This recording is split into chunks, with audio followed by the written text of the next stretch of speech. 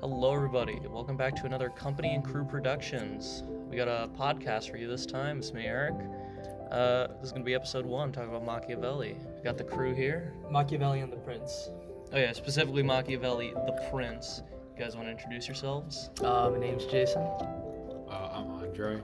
I'm Patrick. All right, so, this episode, episode 1, very proud of it. We're actually sponsored by someone. Jason, take it away. This episode is proudly sponsored by Manscaped. Unleash the power of precision and redefine your grooming routine with Manscaped's state-of-the-art razors. Say goodbye to irritation and hello to a smooth, effortless shave every time. Crafted with precision and designed for comfort, Manscaped razors are more than just grooming tools. They're an essential part of your daily ritual.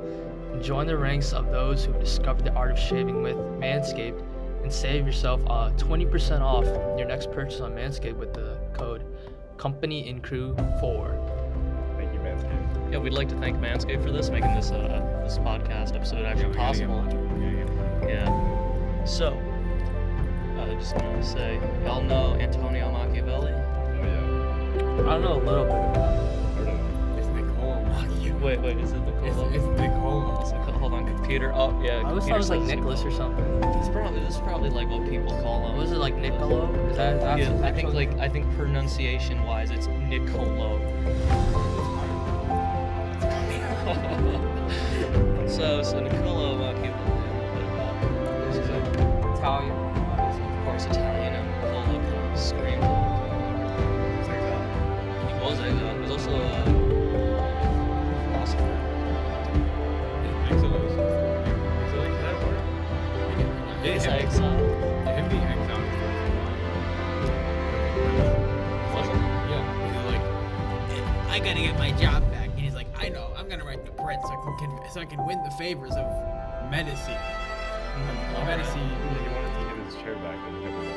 Yeah. Oh, okay, so Like, Medici didn't take him seriously, and the Italian people were like, this book sucks. This is throughout this town.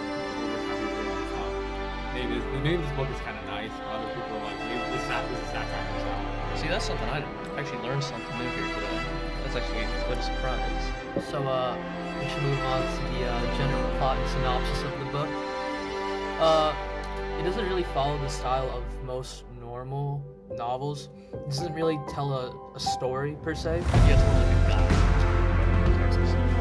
Each chapter like has its own steps to.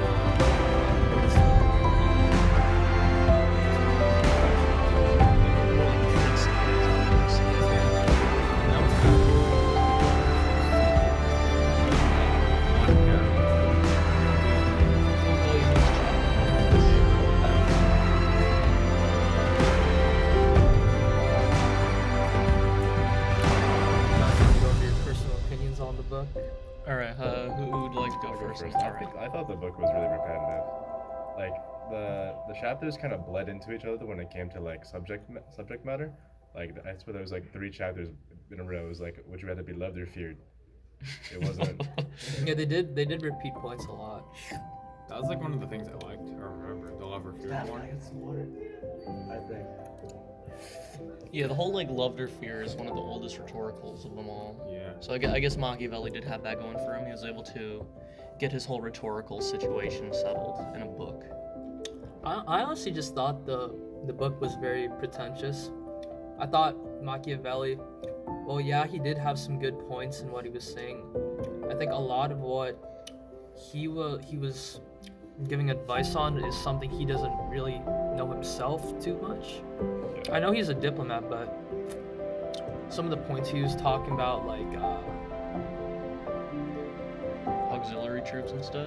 yeah, I think it was a little bit out of his own area of expertise. His own give advice comfort on. zone. Yeah, it was more of just his own opinion about things. Assuming.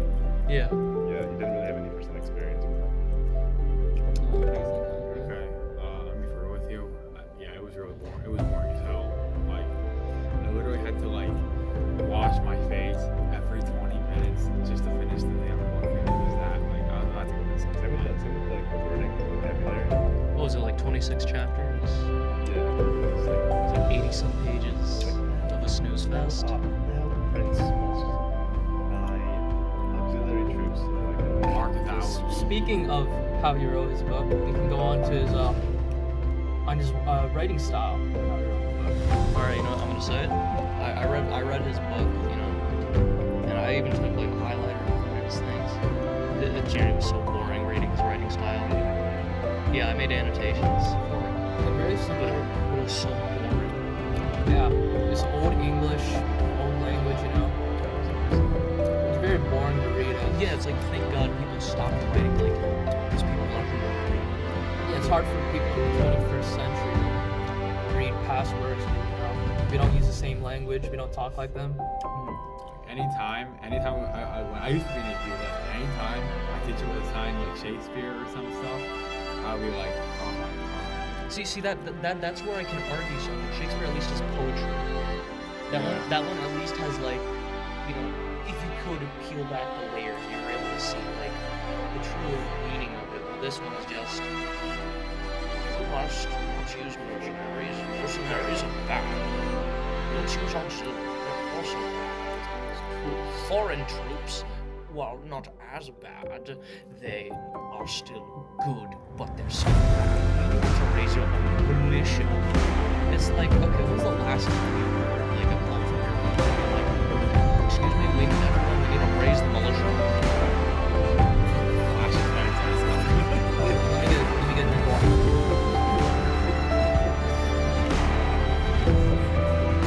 So, you know what's something I will say,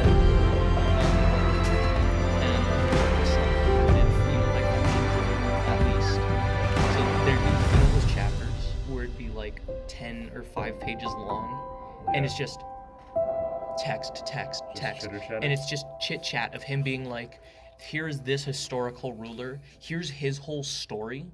I would just skip those. Oh yeah. And just go to like the next page or something, and then that would be the most enjoyable process, because it'd be like, oh man, I just get to skip 3 or 2 pages, and just at the end you just read what he says, because like at the end of a chapter he'll be like, yes, It's like you must not do this but do this. It's like the summary of the entire chapter at the end. Yeah. You can just skip the entire chapter. And to wrap up this episode of the podcast, we should talk about our favorite part of the book. When it ended, Yeah, I was gonna say like Yeah. the ending, because I could stop reading, but also the ending as well as because Machiavelli is just saying how much like Italy sucks at the moment. He was like, Italy needs a new prince. So hey, anyone who's reading this book, kind of step up and be the new prince of Italy. Which is still, you know, Machiavelli, you wrote this stuff, why don't you try and be the Yeah, prince? exactly. Be the prince expert. Yep. And the book is personally my favorite as well. Pretty big snooze fest. Andre, you. What ended right? Yeah, he said when it was Oh, yeah. his favorite part was the book ending. yeah. Like, I was so glad it ended because like I kept falling asleep when these guys do. Yeah, like I had my brother come into my room every like 5 minutes or so. He'd slap me in the face a couple times to wake me up, and I'd be like, oh, Machiavelli says not to do this. Oh. And then my brother would come slap me, and I'd be like, oh, auxiliary troops? No, those are not my problem.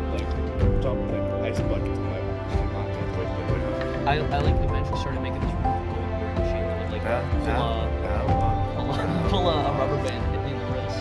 Waterboarding myself to finish it. I think we're reaching the end of our time here. And just before we end out the podcast for today, give a little shout out to our sponsors on Patreon. Yep, big thanks. They've also made it possible for us. Quantum Jester, Luna Glider, Pixel Pioneer, Cosmic Crafter. He was one of the first. I remember him. Velvet Vortex, Solar Spectre, Cypher Seeker, and Nebula Nomad. And thank you guys all for subscribing to the Patreon. Gold tier members. If you still subscribe to the Patreon next podcast, you get a shout out at the end. And thank you all. That was a Company Cruise first episode. Episode 1, Machiavelli's the Prince. Yeah, let's evade taxes.